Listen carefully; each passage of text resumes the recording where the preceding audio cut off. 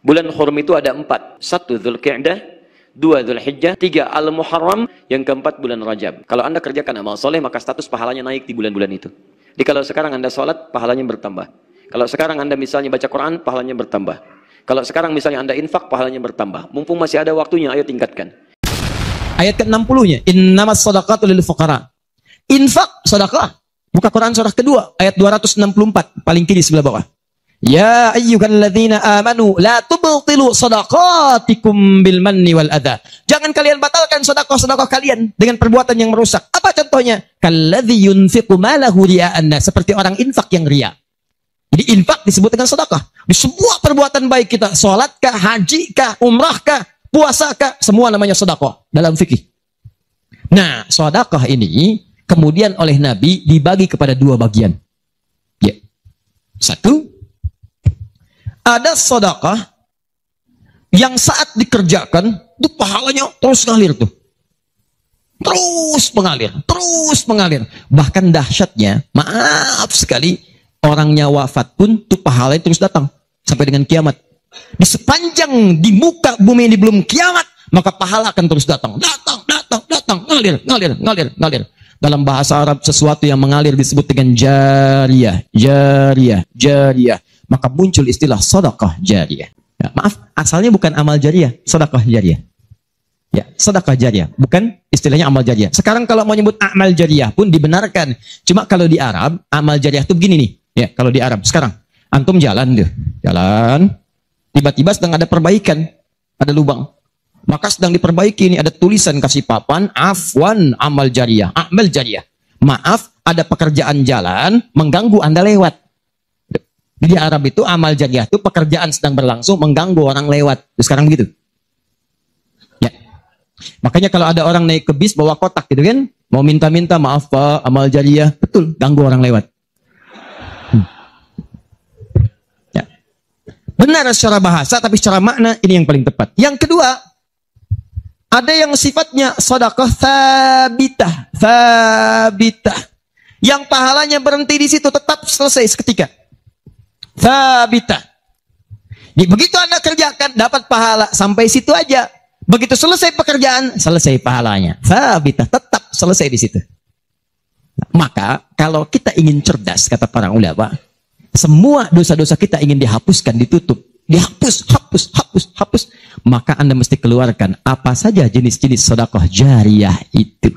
Supaya ketika selesai kita kerjakan, pahalanya tetap mengalir untuk menutup dosa-dosa kita. Maka kita akan fokus kepada amalan-amalan yang ini, yang saat dikerjakan, pahalanya terus mengalir.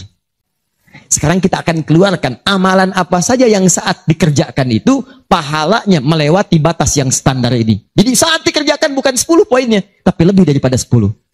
Ada yang 70.000, ada yang 700.000 sekali dikerjakan. Amalan apa saja itu pada sedekah thabitah, dan amalan apa saja yang jariyah yang kita bisa keluarkan dan menggugurkan dosa-dosa kita. Sepakat sampai sini? Baik. 1. Kita langsung ke poinnya. Untuk yang sedekah thabitah, amalan standar yang tetap. Yang biasa-biasa, contoh, misal salat, begitu dikerjakan sekali, dapat 10. Selesai sholatnya, selesai pahalanya. Jelas? Tapi beda ketika antum mengerjakan sholat berjamaah. Ya. Dia thabitah, tapi pahalanya berlipat. Thabitah, tapi pahalanya berlipat. Baik, saya mau tanya pada antum, sholat sendirian 10, sholat berjamaah berapa? 27. Maka kalau Anda ada ajakan berjamaah, sekalipun misalnya di tempat itu tidak ditemukan masjid, sedang di kantor, ada teman misalnya, alih-alih Anda sholat sendirian dan tidak bisa menemukan masjid, kenapa nggak ajak teman Anda untuk berjamaah? Walaupun cuma 2 orang. Beda pahalanya teman-teman sekalian sampai 17. Yang satu 10, yang satu 27. Karena sholat berjamaah itu hadisnya dibagi 2. Ada hadis yang mengajak ke masjid, ada hadis yang masjidnya nggak ada, cuman bisa berjamaah. Sholatul jamaati afdalu min sholatil fardi bisa 27 darajah. Sholat berjamaah lebih utama daripada sendirian. 27. Jamaah di sana sifatnya umum. Kalau ada di masjid, usahakan ke masjid. Kalau nggak bisa ke masjid karena alasan syar'i, maka yang penting jamaah. Saya suka bingung nih, ini kan di rumah kamar banyak, tempat luas. Kenapa kok bisa di rumah ada 5 orang? Ini ada istri, ada suami, anaknya 2, asisten rumah tangga 1. Kok bisa ini sholat di kamar yang ini sholat di kamar yang ini sholat di ruangan yang ini? Kenapa di rumah itu nggak kumpul satu tempat berjamaah? Pahalanya 27. Satu kedua, 500 tahun. 2 ketiga, 500 tahun. Jadi kalau antum sedang lupa-lupa tuh, ingat-ingat dosa. Daripada milih sendirian cuma 10, berapa dosanya pada saat itu? Boleh jadi pahala sholat antum 10, tapi dosanya pada hari itu 20. Tuh. Bagaimana cara nutupnya? Maka biasakan naikkan. Naikkan. Jamaah. 1, sholat berjamaah. Karena itu panggilan-panggilan sholat dalam Al-Quran seringkali menggunakan bentuk jamaah. Silahkan cek. Panggilan sholat pertama Al-Baqarah ayat ketiga. Alladzina yu'minuna bil ghaib wa yuqimunas. Yuqimun, tunaikan dengan orang banyak. Bentuk jama'. Mereka tunaikan dengan orang banyak. Kerjakan dengan banyak orang. Makanya kalau bisa berjamaah, kenapa mesti sendirian? Jelas di sini? Kalau antum ke masjid, itu lebih banyak lagi. Tadi sudah saya jelaskan, datangnya dapat 25, masuk masjidnya, i'tikafnya, macam-macamnya. Makanya kalau sudah ada panggilan jamaah untuk ke masjid dan antum bisa mengerjakannya, demi Allah saya katakan, jangan tinggalkan. Jangan tinggalkan. 1. 2. Saya sebutkan yang banyak saja supaya agak cepat. 2. Membaca dan menghafalkan Al-Quran. Amalan kelihatannya sederhana, tapi pahalanya begitu melimpah. InsyaAllah. Tahan sebentar. Tadi kalau sholat sendirian, berapa pahalanya? 10 sholat. Baca Quran, bukan sekali baca, 1 hurufnya 10. 1 huruf. Dalilnya At-Tirmidzi, nomor hadis 2910. Perhatikan kalimatnya. Man qara'a harfan min kitabillahi falahu 10 hasanat. Siapa yang bisa membaca 1 huruf saja dari kitabullah, dia mendapatkan padanannya 10 kebaikan. Nanti saya tuliskan rumusnya nih. Lihat baik-baik, ini nggak sembarangan dia, ini nggak sembarangan.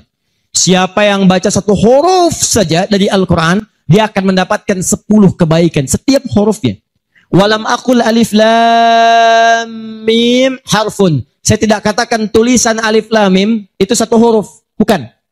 Alif lam mim dibaca 1 huruf, bukan. Walakin alifun harfun, lamun harfun, mimun harfun. Tapi setiap alifnya 10, lam 10, mim 10. Walikuli harfin 10 hasanat. Dan setiap antum bacakan 1 hurufnya 10 kebaikan, 10 pahala. Jadi kalau saya bacakan alif lam mim, dapat berapa? Sebagian kita mengira itu kecil, tapi menurut Allah itu luar biasa. Jangan katakan alif lam mim 1 huruf, tapi alifnya 1, lamnya 1, mimnya 1. Walikuli harfin 10 hasanat. Setiap hurufnya 10 kebaikan. Jadi kalau saya bacakan alif lam mim, ada berapa huruf? Kalau hitungan kita biasa, maka kita akan lihat 1, 2, 3. Kalau Anda ngitungnya begitu, maka diberikan sesuai hitungan. Tapi kalau Anda tidak pernah berhitung, Allahu Akbar, Anda tidak tahu alif lam mim itu mungkin nilainya 30, mungkin 300, atau bahkan 3 juta, atau lebih daripada itu. Makanya kami sarankan, kalau Anda bisa mendekat kepada Al-Quran, maka tolong agendakan setiap hari. Semua sahabat itu punya agenda, Pak. Antum kenal gak Utsman bin Affan? Situ tidak sana ngangguk. Coba di Semarang kenal Utsman bin Affan. Luar biasa. Tapi nggak apa-apa, masih bagus. Kemarin saya baru dari Sukabumi, Hubud Dunia. Ada yang kenal Fir'aun. Ini masih untung Utsman. Tuh lihat ya. Utsman itu bukan cuman cerdas dalam urusan bisnis dunia, tapi tijarah akhirat itu luar biasa. Utsman paham, saya di dunia boleh kaya, tapi di akhirat bagaimana status saya? Maka beliau siangnya mengumpulkan harta dunia untuk ibadah, malamnya mengumpulkan pundi-pundi akhirat. Demi Allah saya katakan, Utsman itu di antara sahabat yang disebutkan oleh Imam An-Nawawi bersama Abdurrahman bin Auf, bersama Tamim Ad-Dari, yang diikuti kemudian oleh Imam Asy-Syafi'i generasi setelahnya, jauh setelahnya, itu punya amalan kalau malam terbiasa menghatamkan Al-Quran dalam tahajudnya. Khatam Quran. Kaya, sahabat Nabi, menikahi 2 putri Nabi, 1 meninggal, dan menikah lagi, disebut Dzun Nurain. Kayanya luar biasa, asetnya setelah 15 abad sampai sekarang masih ada. Yang hebat, siang-siang jadi orang kaya, malam-malam jadi hamba yang sangat taat dan kaya akhirat. Coba bandingkan dengan kita sekarang. Menantu Nabi? Bukan. Kaya? Nggak sekaya Utsman. Tuh, status dunia belum sempurna. Status akhirat masih belum maksimal. Ya antum sebetulnya maunya apa? Utsman sholat malam ngikut Nabi, kaki bengkak. Antum pengen ke surga Firdaus malam, mata bengkak. Ini. Ayo update. Ustadz, tapi kan saya belum lancar. Tambahkan hadisnya, lipatkan nomor hadis 2920. Awas, lihat kalimatnya. Walladzi yatata'ta wa huwa alaihi syaq falahu ajran. Siapa yang memulai menghafal, membaca, siapa yang mulai membaca Al-Quran tidak lancar, terbata-bata bacanya, mengejaknya. Orang baca alif lam mim, dia alif lam mim, falahu ajran, maka dia mendapatkan 2 kali lipat dari orang yang lancar. Orang lancar misal 30, dia 60. Terima kasih ya Allah, kalau begitu besok saya nggak lancar aja bacanya. Oh, bisa. Itu tidak lancar yang direncanakan. Yang lancar diikuti oleh malaikat ma'syafaratil kiramil barara. Yang belum lancar diapresiasi karena perjuangan kesungguhannya, bacaannya dapat nilai, perjuangannya mendapatkan nilai di sisi Allah Subhanahu wa ta'ala. Karena itu saya sarankan, maaf, mulai sekarang antum bikin kurikulum. Nih, 1 tadi. Ini misalnya harinya apa besok? Amalannya apa? Mulai dengan sholat di sini, jamaah. Ini tadi bacaan Al-Quran. Kalau bisa, saya sarankan setiap hari mulai menghafal, walaupun cuma 1 ayat. Usahakan menghafal. Demi Allah saya katakan, pahala menghafal Quran lebih banyak daripada baca. Paling minimal 4 kali lipat. Karena itu ayat menghafal disebutkan 4 kali dibandingkan ayat baca. Silahkan cek Quran surah ke-54. Ayat 17, ayat 22, ayat 32, ayat 40. Saya ulangi, ayat 17, ayat 22, ayat 32, ayat 40. Ada? 17, 22, baik. Kemudian 32 dan 40. Kenapa ketawa? Benar kan? 4 ayat 17, ayat 22, kemudian ayat 32 dan 40. 17, 22, 32, 40. Berapa kali disebutkan? Walaqad yassarnal Qur'ana lidzikri. Sungguh telah kami mudahkan Al-Quran untuk dihafalkan, diingat. 4 kali disebutkan. Ya, maka ada yang menyebutkan menghafal Quran itu keutamaannya 4 kali dibandingkan dengan sekadar membaca. Baca. Orang baca itu biasa cuma sekali. Dzalikal kitabu la raiba fihi hudal lil muttaqin. Sekali. Tapi orang menghafal jangan harap sekali. Dia akan terus mengulang. Dzalikal kitabu la raiba fi dzalikal kitabu la raiba fi dzalikal kitabu la raiba fi hudan lil muttaqin dzalikal kitabu la raiba fi hudan lil muttaqin dzalikal kitabu la raiba fi hudan lil muttaqin. Pertanyaan saya, berapa banyak pahala didapatkan? Berapa huruf dia bacakan? Makanya kalau antum ingin melipat gandakan pahala dengan banyak, dalam 1 hari antum punya agenda. Boleh antum baca, misal target sehari saya baca misal 1 halaman dan hafalkan 1 ayat. Kalau antum sudah punya kebiasaan begitu, demi Allah saya katakan, Allah akan merubah keadaan hidup anda jadi lebih nyaman. Tidak cukup dengan amin. Baca, hafal. Wah, Masya Allah. Syukur-syukur begitu sedang sholat berjamaah, minta sujud, terus meninggal, gitu kan? Wah, itu paling enak. Mau begitu? Di subuh ya. Itu pun kalau tiba ajalnya. Ya, bacaan Quran lebih lebat lagi. Ya, jadi kalau antum bisa seperti itu, nanti bonusnya banyak. Di alam kubur, jasadnya akan utuh. Dan di akhirat diberikan mahkota. Dan yang ketiga diberikan peluang untuk memberikan syafaat dengan izin Allah dengan Qurannya kepada anggota keluarganya. Ahli Quran itu, kalau dia hafal kemudian Qurannya, benar menghafal Qurannya, maka saat di akhirat akan langsung dimuliakan oleh Allah. Dipakaikan jubah kehormatan dan membimbing, menggandeng bapak ibunya yang saleh, yang beriman, beserta pasangannya dan keturunannya untuk dibawa masuk ke surga. Itu ada di Quran surah ke-35 ayat ke-33, ditafsirkan dengan Quran surah ke-13 ayat 23 sampai 24 dengan awal kalimat yang sama. Jannatu 'adnin yadkhulunaha. Ada para penghafal Quran masuk surga Aden di Quran surah 35 ayat ke-33. Jadi masuknya dari surga Aden. Menuju tingkat surga yang paling tinggi. Tertingginya apa? Banyak. Nanti ada dengan para nabi. Ada orang yang sesurga dengan para nabi. Di Quran surah keempat. Ayat ke-69. Ya. Wa may yuti'illaha wa rasul fa ulaika ma'al ladzina an'ama Allahu 'alaihim minan nabiyyin. Ada orang-orang yang masuk surga, orang taat kepada Allah dan Rasul. Taat sekali. Saat di surganya semua dengan nabi, sesurga bersama semua nabi. Jadi ada beberapa nabi, ada semua nabi. Kalau beberapa nabi namanya anbiya. Makanya di surah Al-Anbiya, surah ke-21, dikisahkan beberapa nabi. Tapi kalau semua nabi itu nabiyin namanya. Dari Nabi Muhammad SAW sampai Nabi Adam. Ada semua. InsyaAllah. Muhammad SAW bin Abdullah, bin Abdul Muttalib, bin Hashim, bin Abdul Manaf, bin Qusay, bin Murrah, bin Kilab, bin Ka'ab, bin Ghalib, bin Fihir, bin Malik, bin Nadar, bin Kinana, bin Khuzaimah, bin Mudrika, bin Ilyas, bin Nizar, bin Mudar, bin Ma'ad, bin Adnan, bin Adi, bin Adri, bin Muqawwam, bin Nahur, bin Tari, bin Ya'rub, bin Yasub, bin Nabit, bin Ismail AS, bin Ibrahim AS, bin Azara, bin Nahur, bin Abir, bin Kinan, bin Al-Fahsyad, bin Sam, bin Nuh AS, bin Mikhlaim, bin Tushara, bin Kinan, bin Anwas, bin Fith, bin Adam AS. Kumpul semua.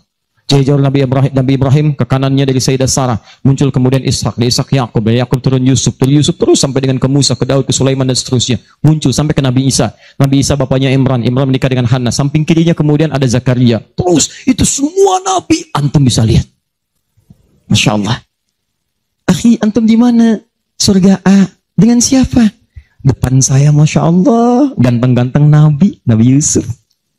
Dulu teman kita lihat sinetron ganteng-ganteng serigala. Ini Nabi. Oh, kita lihat Nabi Yusuf. Belakang saya Nabi Ibrahim. Kiri saya Nabi yang punya tongkat jadi ular. Nabi Musa alaihissalam. Kanan saya Nabi yang sangat saya rindukan. Nabi Muhammad sallallahu alaihi wasallam. Penghafal Quran. Dia akan masuk diberikan mahkota. Tafsirnya di At-Tirmidzi nomor hadis 2915. Begitu dia kemudian akan naik, maka Qurannya berkata, Allahumma halli, ya Allah, tolong hiasi dulu tubuhnya. Bedakan dengan yang bukan ahli Quran. Bedakan. Yuhallawna fiha min asawir. Demikian ayat Qurannya. Maka kemudian dia dihiasi dulu. Ada gelang-gelang emas, ada macam-macam. Semua tubuhnya indah. Maka Allah firmankan. Apa kata Allah? Begitu dikatakan, Allahumma halli. Maka kata Allah, pakaikan mahkota kehormatan. Begitu dipakaikan, ya Allah, berikan pula pada fasilitatornya, kedua orang tuanya, sepanjang mereka beriman, maka dipakaikan di atasnya mahkota yang lebih terang daripada sinar masuk mentari yang ke rumah.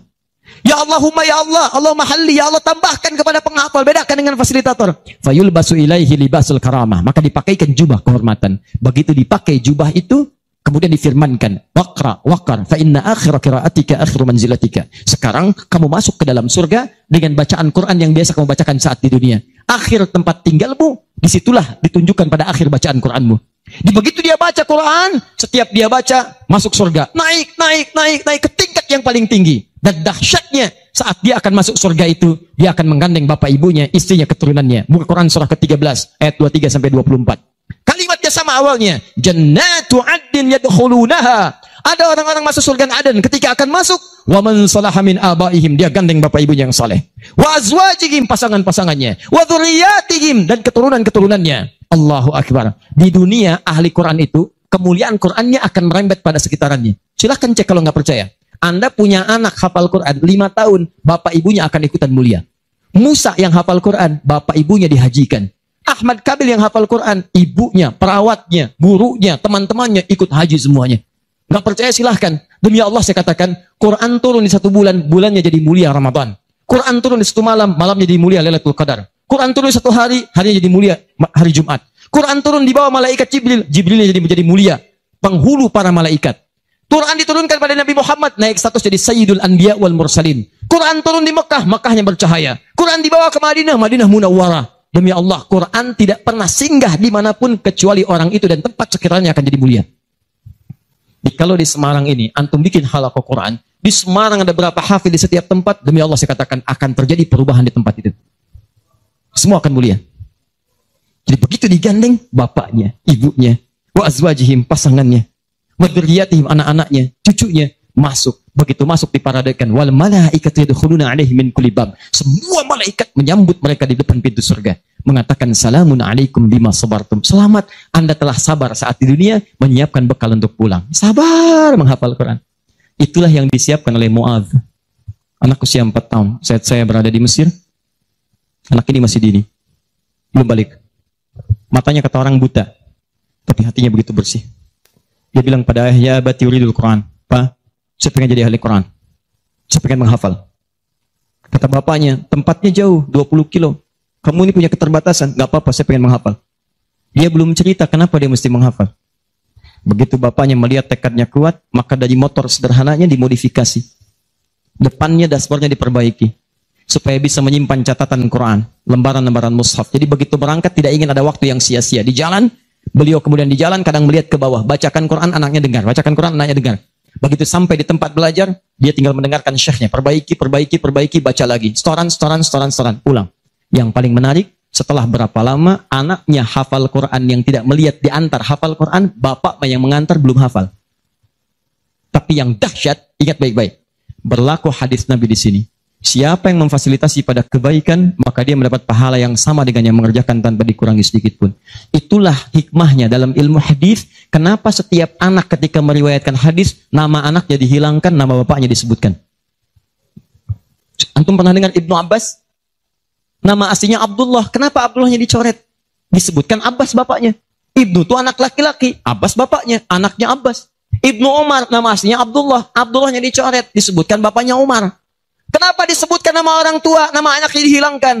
Para pakar hadis itu luar biasa untuk menunjukkan bahwa amalan anak ini hasil didikan orang tuanya. Yang begitu diamalkan hadis ini, bukan cuma anaknya, bapaknya pun dapat bagiannya. Abbas itu pengusaha, Abbas itu pedagang, sibuk luar biasa, masih sempat mampir ke majelis Nabi. Cuman nggak selamanya bisa di situ karena ada kesibukan berbisnis. Maka beliau menginvestasikan anak bungsunya, namanya Abdullah kecil, untuk belajar di majelis Nabi. Boleh saya nggak ikutan, tapi anak saya mesti ikut untuk menyampaikan ke keluarga. Maka disimpan di situ. Anaknya masih muda, kecil, dengar, kadang merangkak, kadang main dan seterusnya. Tapi tahukah Anda, begitu Nabi wafat, anak itu usia 13 tahun. Nabi wafat sudah hafal 2000 hadis. Yang mesti Anda tahu, setiap beliau meriwayatkan hadis, dibuang kalimat Abdullahnya, disebutkan Abbasnya. Karena peran ayahnya yang mendidik dengan baik, maka setiap hadis ini disebutkan Abbasnya dapat, Abdullah kecil dapat. Semuanya dapat. Demikian dengan Quran. Bapaknya mengantar, belum hafal, anaknya hafal. Begitu sudah hafal, di sini saya mau sebutkan. Perhatikan baik-baik. Datang reporter Kuwait.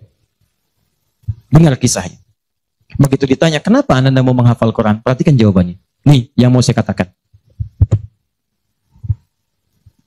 Saya menghafal Quran